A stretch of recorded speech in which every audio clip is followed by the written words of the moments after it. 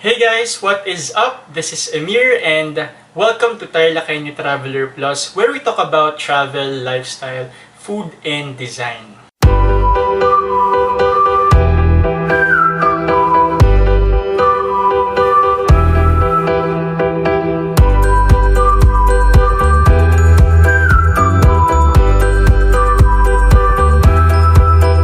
Before anything else, I would like to request you to please like this video and subscribe to my channel para updated ka sa mga upcoming videos ko.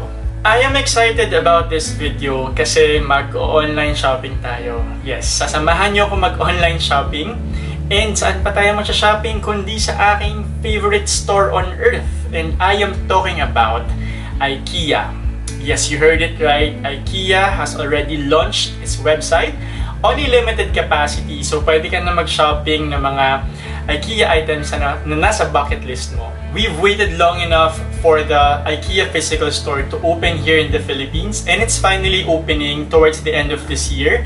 But ahead of that opening, so they already launched their website, so you can now do online shopping, but it's only limited capacity. So there are some days na na-reach nila yung kanilang full capacity, so kino-close nila yung online checkout. But now we will see if I will be able to check out some of the items. So samahan niyo ako mag-online shopping. Mamimili tayo ng items para dun sa structure na pinagawa namin sa likod ng bahay. So lalagyan natin siya ng mga indoor and outdoor furniture. Pero bago tayo mag-online shopping, konting trivia muna tayo about IKEA. Yung IKEA is actually an acronym. So which means Ingvar Kamprad Emtarid Agunarid. So Ingvar Kamprad is the name of the owner of IKEA, and then yung Emtarid naman is the name of the farm where he grew up, and Agunarid is the name of the nearby village. So IKEA was founded in 1943, if I'm not mistaken, and Ingvar was only 17 years old during that time. So it's kind of interesting how he was able to start this innovative business. And if ever you're still puzzled kung paano ang pronunciation ng IKEA, so because some people say it's IKEA while others pronounce it as IKEA. The original pronunciation is actually IKEA, but the Americans popularized yung long I sound, which I think mas ginagamit ngayon. So a lot of people are more accustomed to using the pronunciation na IKEA over IKEA. Well, ako rin actually, mas ginagamit ko yung IKEA. But whichever way you wanna call it, pareho naman daw tama yun. So, nasa preference mo na on how you want to pronounce the term IKEA. So, as I've mentioned kanina, IKEA is my favorite store on earth. It's a paradise. It's a shopper's heaven. And I think I share the same sentiments with some of you guys. Lalo-lalo na yung mga may hilig sa interior decorating, yung mga homebodies members dyan. So I know that you're all excited. So we can now do online shopping sa IKEA. Sa sobrang favorite ko ng IKEA, it's a major part of my itinerary whenever I traveled abroad pre-pandemic. I usually devote one day para mag-shopping sa IKEA. So ganun ko mahal ang IKEA. Kaya sobrang excited ako that they're finally here in the Philippines. So just some preliminary information before we proceed to our actual online shopping. IKEA delivers to areas in Metro Manila, Greater Manila area, and some parts south and north of Manila. So specifically sa Calabarzon and sa Central Luzon, which fortunately kasama ang Tarlac. Okay, so without further ado, start na tayo sa online shopping natin.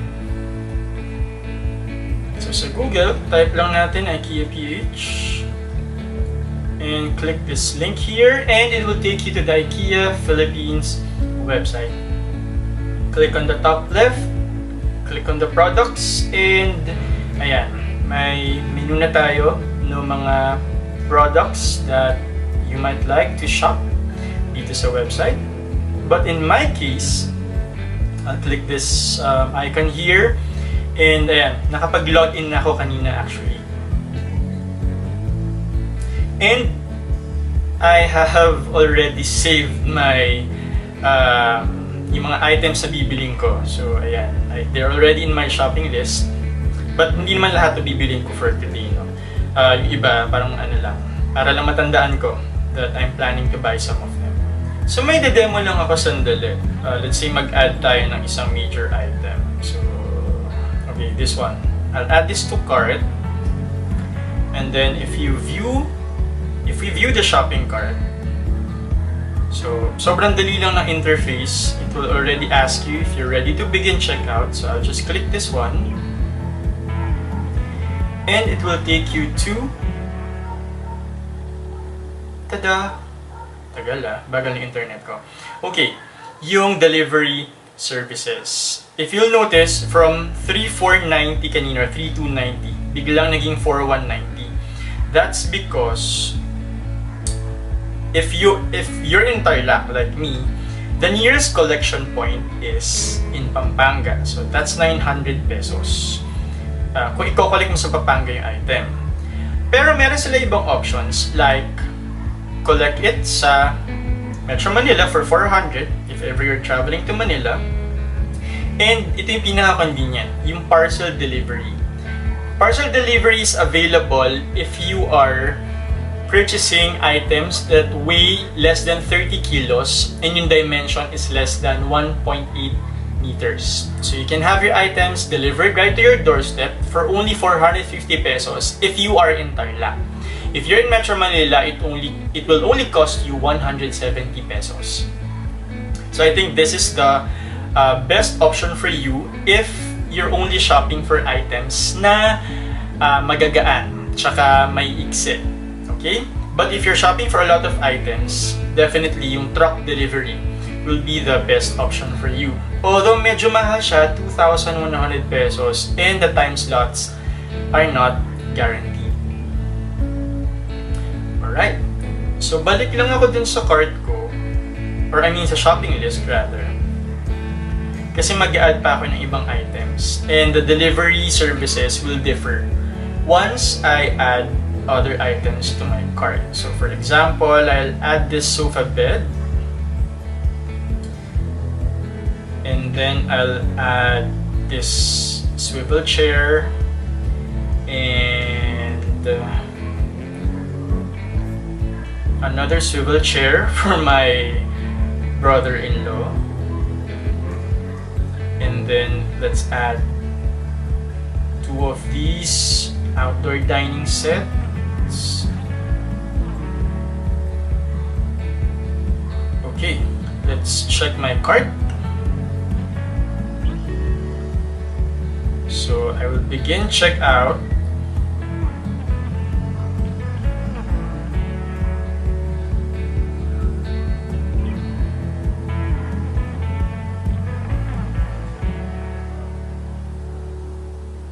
Oh, by the way, meron silang assembly services. Kung tinatamad kang mag-assemble ng items mo, you can have it assembled but for a fee.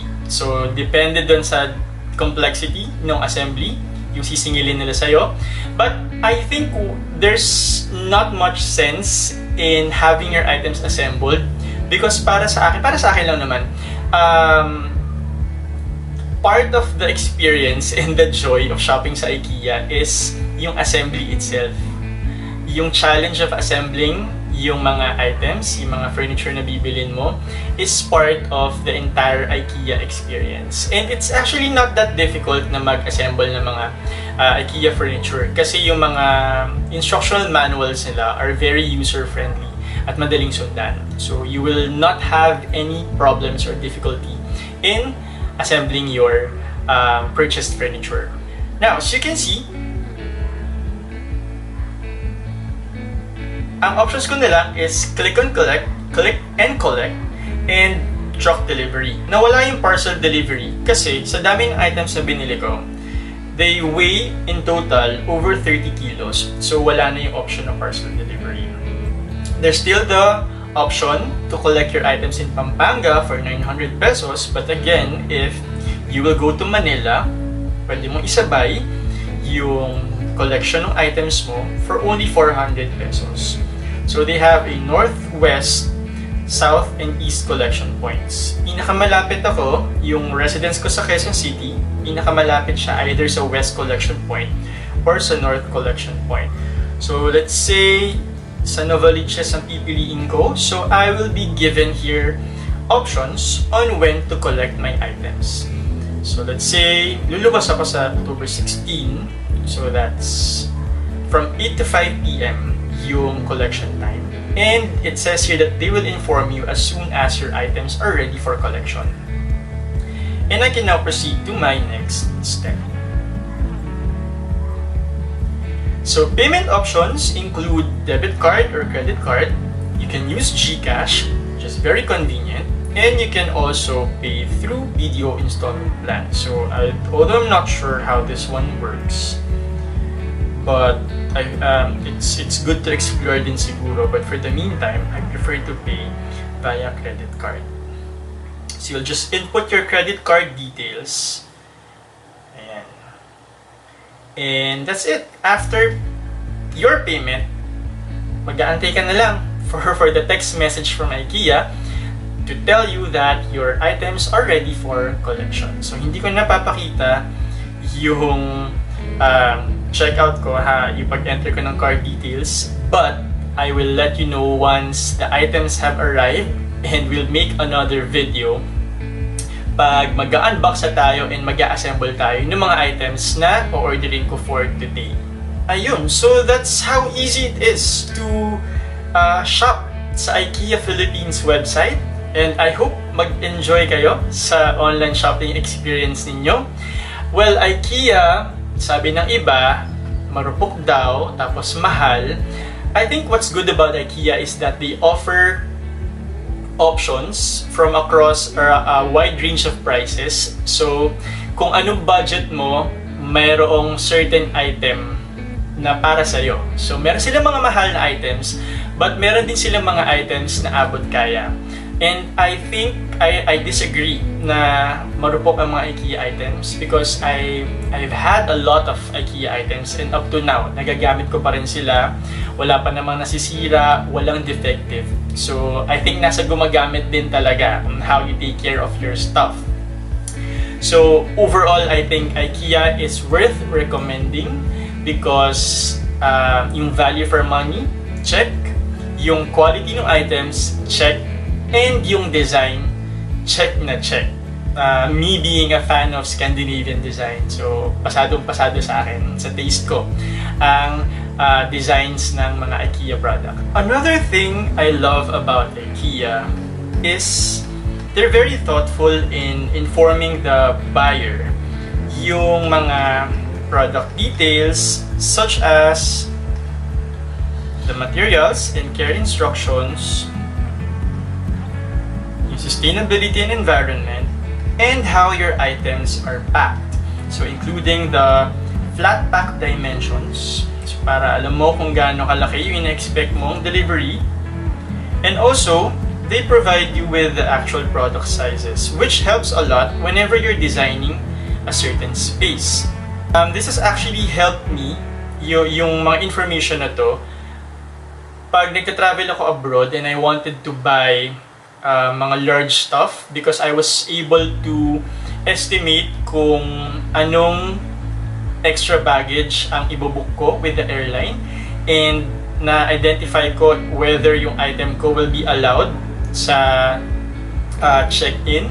Kasi di ba may mga restrictions tayo in terms of the size, yung haba lalo nung mga items. So yung product dimensions na pinrovide na IKEA has been very helpful sa akin whenever I shop abroad.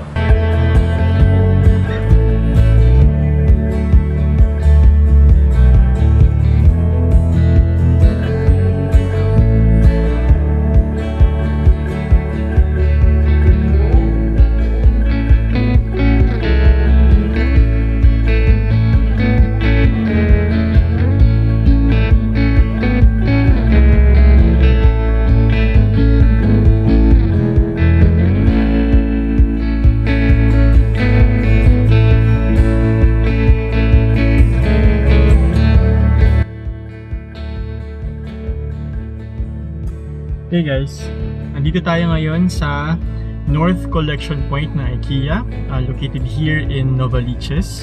I'll be picking up yung mga items na in-order ko a few weeks ago.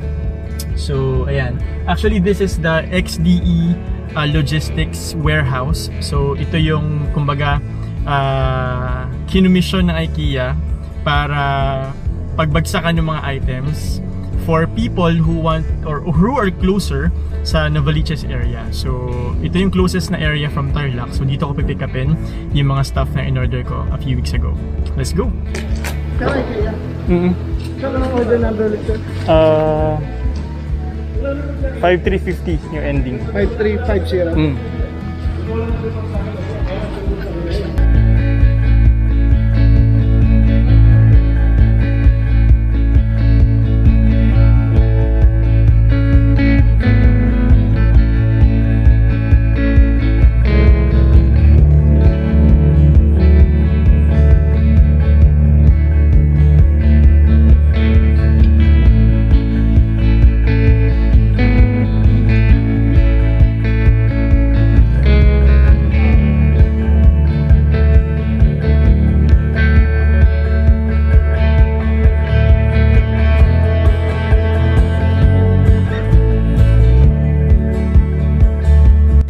Ayun, do let me know in the comment section kung nakapag-shopping ka na sa IKEA website, and let's share our experiences. So that's it for the meantime. Maraming salamat sa inyong panonood. This has been Tarlaqueño Traveler. I'll see you on the next video wherein we will be unboxing and assembling yung aking mga nabiling items. See you on the next video.